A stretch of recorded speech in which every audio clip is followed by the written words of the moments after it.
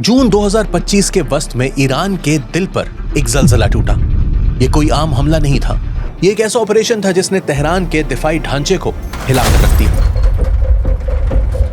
Israel ने इस operation को कोड नेम दिया था रेड वेडिंग।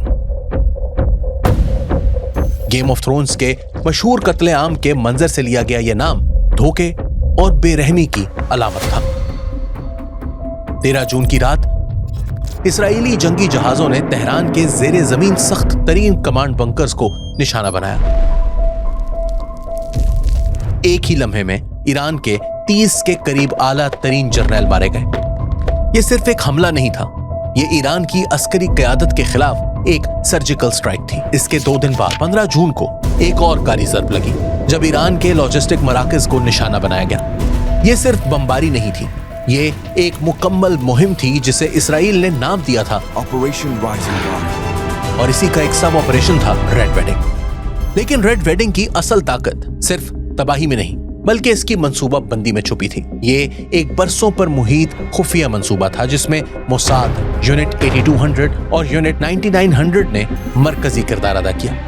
हर एजेंट एक पुर्जा था जिसे पूरे मंसूबे का इल्म नहीं था। कोई सिर्फ इमारत के नक्शे चुरा रहा था, कोई छुपकर एक खुफिया ट्रांसमीटर नस्ब कर रहा था जो बमबारी को दुरुस्त मकाम तक ले जाए, कोई झूठे टाइम टेबल दाखिल कर रहा था ताकि ईरानी दिफा को गुमराह किया जा सके। कोई भी पूरी तस्वीर नहीं जानता था, लेकिन पूरा निजाम एक सिम्फनी की तरह चल रहा था। यह है मोसाद का उसूल, टूटे हुए नोट से एक मुकम्मल धुन बनाना। जब हमला हुआ तो मंजर कयामत से कम ना था। 200 से जायद इसराइली तैयारे जिनमें स्टेल्थ F-35 शामिल थे, ईरान की फिजाई हुदूद में ऐसे दाखिल हुए जैसे बादलों के पीछे छुपी आंधी। कुछ ही मिनटों में ज़ेरे ज़मीन कई तहदार बंकरों को मट्टी का ढेर बना दिया गया। यह सब किसी पोशीदा हाथ की हिदायत पर हो रहा था, और वो हाथ सिर्फ इंसानों का नहीं था। इसके पीछे थी मस्नुई ज़हानत यानी AI।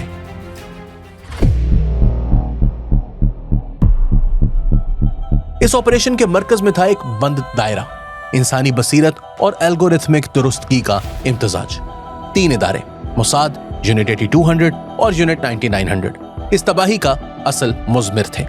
यूनिट 8200 दुनिया की सबसे ताकतवर SIGINT डिवीजन है। ये व्हाट्सएप चैट सुनती है, फारसी कोड्स तोड़ती है और दुश्मन के नेटवर्क्स में वायरस दाखिल करती है।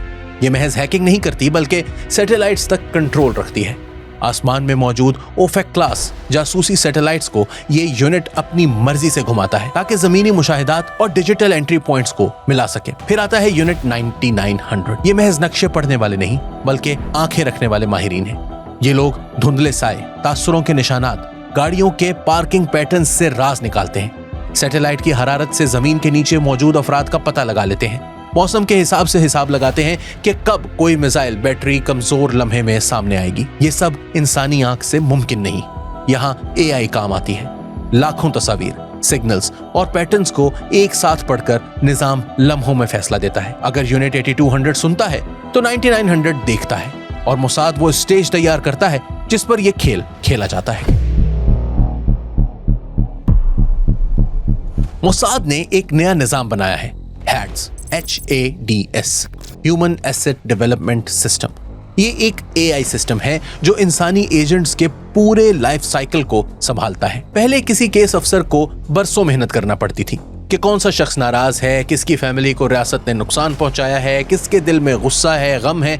अब ये सारे काम हेड्स करता है। सोशल मीडिया पोस्ट्स, लीक शुदा डेटाबेस, मोबाइल फोन का मेटा डेटा, सब कुछ AI के तज्जिए में आता है।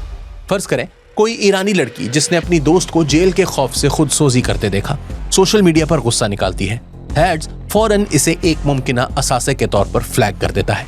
ईरान जैसे ममालिक में जहां लाखों लोग हुकूमत से नाराज हैं, मोसाद को एजेंट मिलने में कोई दुश्वारी नहीं होती। यही नहीं बल्कि मोसाद ने तेहरान के अंदर छोटे छोटे माइक्रो बेस बना रखे थे। मकामी मुखबिर ट्रैफिक और हरकत पर नजर रखते थे। AI मॉडल्स जैसे गॉस्पेल सिस्टम ये हिसाब लगाते कि कब अहम तरीन कमांडर्स एक जगह इकट्ठे होंगे। 15 जून को इसराइल ने अवाम को सोशल मीडिया पर इवैक्यूएशन वार्निंग्स दी। तेहरान के डिस्ट्रिक्ट 3 में अफरा तफरी फैल गई। हाईवेज पर हजारों गाड़ियां भाग रही थीं। इन्हीं में एक मिसाइल काफिला भी फंस गया। यूनिट 8200 ने इसके सिग्नल्स पकड़े। यूनिट 9200 ने ड्रोन फुटेज से तस्दीक की गॉस्पेल ने फौरन फैसला दिया, स्ट्राइक। रात 1 बजे F-35I जहाजों ने हमला किया। फायर फैक्ट्री AI ने बमबारी की तरतीब और हथियारों का हिसाब लगाया। चंद सेकंड्स के अंदर अंदर 4 मिसाइल गाड़ियां जलकर राख हो गईं। कोई आम शहरी करीब ना था, यह भी मोसाद पहले ही कंफर्म कर चुकी थी। गॉस्पेल इसराइल का हकीकी दिमाग है। ये एक रियल टाइम कमांड सेंटर है जो सैटेलाइट्स, ड्रोन्स, सिग्नल्स और इंसानी इंटेलिजेंस सबको एक ही तस्वीर में बदल देता है। ये सेंसर से शूटर तक का वक्त सेकंड्स में घटा देता है। जहां कभी आर्मी के अफसरान घंटों में फैसले करते थे, अब AI लम्हों में मार देता है।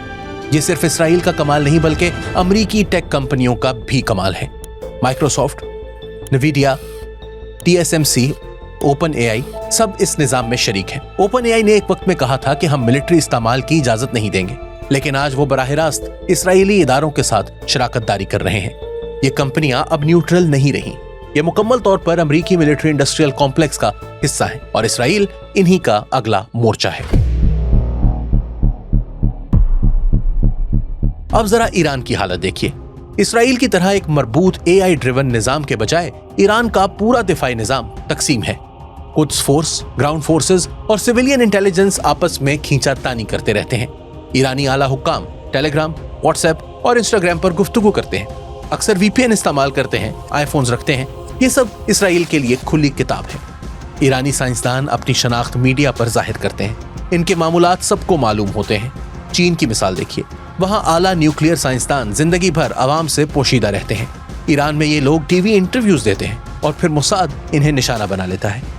यहां तक कि जून 17 को दूसरे हमले के बाद ईरान के साइबर कमांड ने अपने हुक्काम को पब्लिक स्मार्टफोन इस्तेमाल करने से मना किया। तब तक लेकिन बहुत देर हो चुकी थी। ईरान का हाल यह है कि इसकी क़यादत गोया अपना हर फैसला YouTube पर लाइव स्ट्रीम कर रही हो। मोसाद को पहले ही सब कुछ पता होता है। अब जंग ताकतवर फौजियों या बड़े टैंकों की नहीं रही, ये एक दौड़ है। किसके पास तेज तरीन प्रोसेसर है, किसके पास कम से कम डिसीजन लेटेंसी है। अब मैदान जंग वो नहीं जहां मोर्चे खोदे जाते हैं, बल्कि जहां डेटा सेंटर्स, सेमीकंडक्टर फैक्ट्रियां, सबमरीन केबल्स और क्लाउड कॉन्ट्रैक्ट्स हैं। इस दौर में गोली नहीं बल्कि कोड असल हथियार है। जो मुल्क अपनी फौजी सोच को मसनूई जहानत के साथ नहीं जोड़ पाएगा, वो पसमानदा रह जाएगा। इसलिए अमेरिका चीन को रोकने के लिए बेचैन है, क्योंकि जो AI पर काबिज हो जाएगा वही मैदान जंग पर हुक्मरानी करेगा। दुनिया में अगर कोई मुल्क अमेरिका और मगरिब का हकीकी हमसर बना है तो वो सिर्फ चीन है। ये दुनिया मल्टीपोलर नहीं बल्कि बायपोलर है। गजा में एक लम्हा ऐसा आया था जब लगा कि शायद मज़ाहमती महाज इसराइल को पीछे धकेल देगा, लेकिन जल्द ही ये वहम टूट गया, क्योंकि इसराइल की असल ताकत टैंक या ब्रिगेड नहीं बल्कि AI असिस्टेड वॉरफेयर है। तेहरान पर हमले ने इसराइल के मुस्तकबिल के फौजी नजरिए को बेनकाब किया। ये सिर्फ फौजी ताकत नहीं बल्कि एल्गोरिथमिक बालादस्ती है। यही चीज इसराइल को जिंदा रखे हुए है और यही ईरान को बार बार बेनकाब करती है। आज की जंग शुजाअत या जज्बे से नहीं जीती जा सकती। अगर कोई मुल्क इसराइल के मुकाबिल खड़ा होना चाहता है तो सिर्फ जज्बे से नहीं बल्कि टेक्नोलॉजी से आरास्ता होना जरूरी है। Predictive intelligence, algorithmic coordination, autonomous systems, ये सब अब लाजिम है। ईरान की हर कारी ज़र्ब के पीछे कहीं ना कहीं चीन की टेक्नोलॉजी छुपी होती है। बगैर इसके मिसाइल बिखर जाते या रास्ते में ही रोक दिए जाते। इसराइल को मालूम है कि इसकी सबसे बड़ी बर्तरी कहाँ है, इसीलिए इसने अपनी फौज को डेटा और एल्गोरिथम की जंगी मशीन बना दिया है। ये जंग इंसानों और वर्दियों की नहीं रही, ये जंग डेटा सेट्स, चिप्स और क्लाउड प्लेटफॉर्म्स की है। और ईरान जैसे मुल्क जो अभी तक आईफोन पर वजीर खारजा की तस्वीर खिंचवाते हैं, वो इस जंग के लिए तैयार नहीं। ये तज्जिया इसराइल की तारीफ के लिए नहीं बल्कि हकीकत समझने के लिए है। रेड वेडिंग ने यह दिखा दिया है कि जदीद जंग की शक्ल बदल चुकी है। ईरान ही नहीं बल्कि हर मुल्क को यह सबक सीखना होगा कि अब जंग हथियारों से नहीं, एल्गोरिथम से जीती जाती है।